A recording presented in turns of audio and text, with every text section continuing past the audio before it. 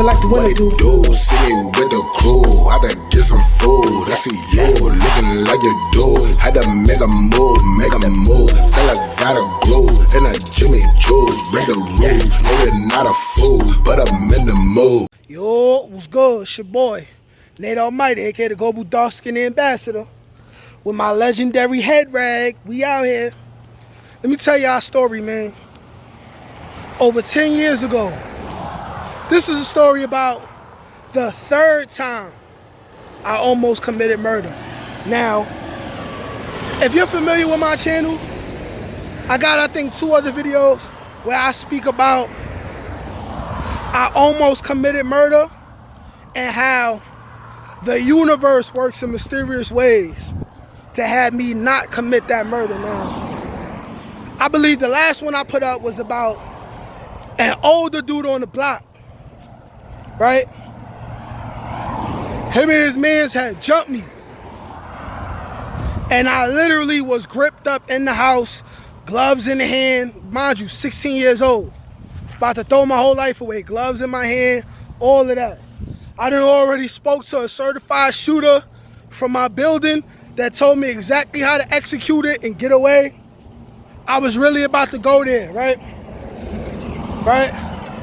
And then a family member of mine calls me, who initially gave me the information of where dude was at, but then called me back and said, yo, listen, forget about that.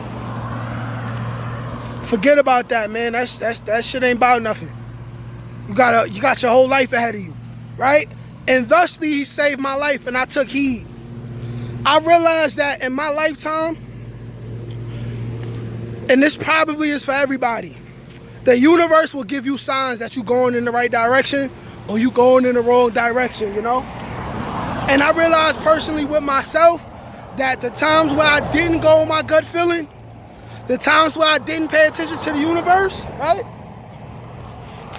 I end up doing things like going to jail or going through whatever else traumatic experience that could possibly happen, you know, from anything, family members, women, anything, right? But without further ado, I'm gonna tell y'all this story now. This is the third story about how I almost committed murder, and there is a fourth story that I'm going to get into, but ain't enough time passed. Like that fourth time is like kind of recent. So when I'm fully done mentally processing the situation, right? And I'm still like over the situation all the way, then I'm gonna speak on it. That story probably come next year. But this third time, right?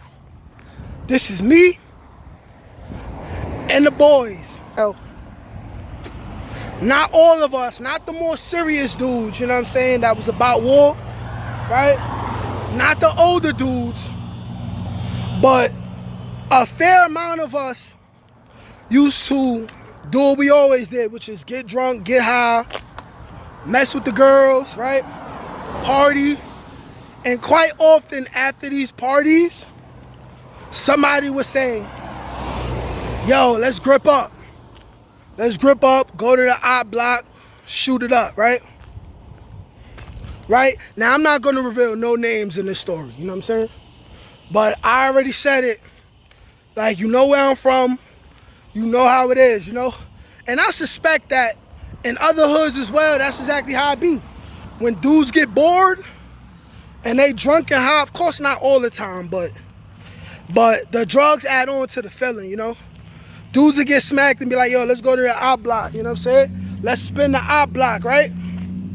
So this was one of them days. The people who we had issues with,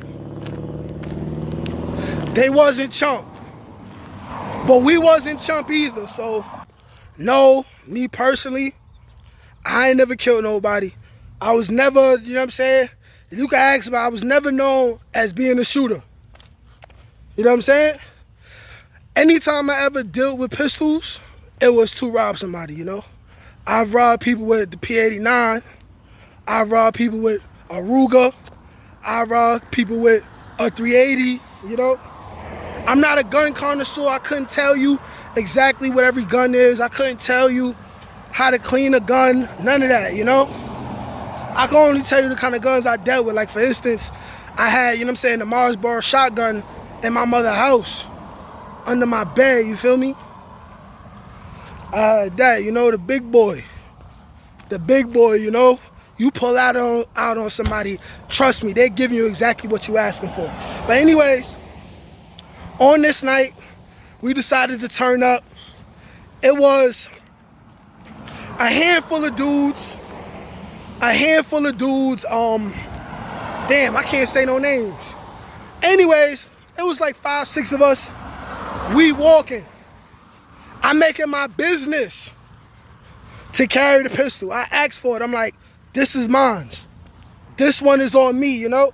Just the pressure of being a part of a group of guys, and you know that you haven't been as violent as you could be, you know? Like, I know what I'm capable of. Only thing is that I went to jail at a younger age than everybody else. So while everybody wasn't used to jail, so they making all these mistakes and shit, I done already been to Spofford and Horizon Detention Center, you know?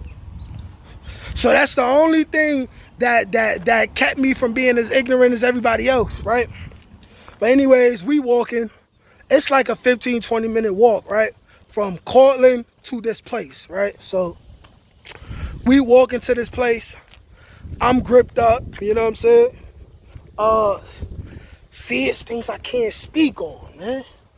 But anyways, I gotta leave that detail out. Sorry. That can't be a Patreon or nothing. That's straight dry session if I say that. But anyways, let's just say that. Let me just fast forward it. So we get to the spot. We get to their hood. It's nighttime. We walking around. None of them is outside, right? None of them is outside. We walking around. We see one dude, right? This dude is one of the most lit dudes out of all of them, right? So the experienced shooter says to me, yo, bro, there you go. And I've been out the loop, you know what I'm saying? Because I've been like working and stuff like that, and I ain't been like outside with everybody doing all this extra shit. You know what I'm saying? So they like, there you go. There you go, Juju. Hit that shit, right? So my stupid ass, I forgot that I already cocked the pistol back. So what my dumb ass do? I see the dude. Mind you, the dude said my name, right? Which already, if the dude was gonna be a rat, I was already gonna go to jail for that, right? But anyways, I cocks the pistol back again. I aim at the dude, squeeze, it jams. I squeeze again, it jams. The dude goes from being shocked, mind you, he wasn't that far. He was close enough to where at my distance, if I would have hit him, I would have hit him right in his chest or his back if he decided to run away, right? All right. He noticed it, starts running. The more experienced shooter, he like, yo, Juju, you dumbass nigga, pass me the gun. I passes him the gun, right? He does whatever he does. I'm not a gun connoisseur. Like I said, the most experience I have with guns is robbing people, you know what I'm saying? I'm not a shooter, and anybody that's proud of being a shooter and shooting your own people, like, you're a goofball, you know what I'm saying? But he does whatever he does. Real quick, he fixes up the gun. He start hitting at the dude. Whap, whap, whap, whap. Misses, right? So at that current point in time, people start looking out the window. People start talking and stuff like that. So we just turn around and we just run. We blow it. But you know, we had this thing where we all together, right? We all together. So the people who have the gun, right? We run close to each other, and then if the police come, we all split up and go different directions, you know what I'm saying? And this can only be done successfully if you're very well aware of your surroundings, you know? So we all running, we staying close-knit to the person who got the gun. We end up getting away. Now, the reason why this is ironic, you know what I'm saying, and this is the universe working for me and me not knowing, is because even though I knew all these things is bad, I'm a person who, if I'm with you, I'm with you. If we going to do this, if you going to do something and I love you, I'm going with you. You know what I'm saying? I'll go in the room by myself. I'll make my peace with God, the universe, Buddha, Allah, Jehovah, whatever people believe in. I'll make my peace with that, and from before I step out that room, I say, all right, so however this go, I'm living with it. And I just always been like that. I just always been like that. Like, if you personally know me, you know that's just how I am.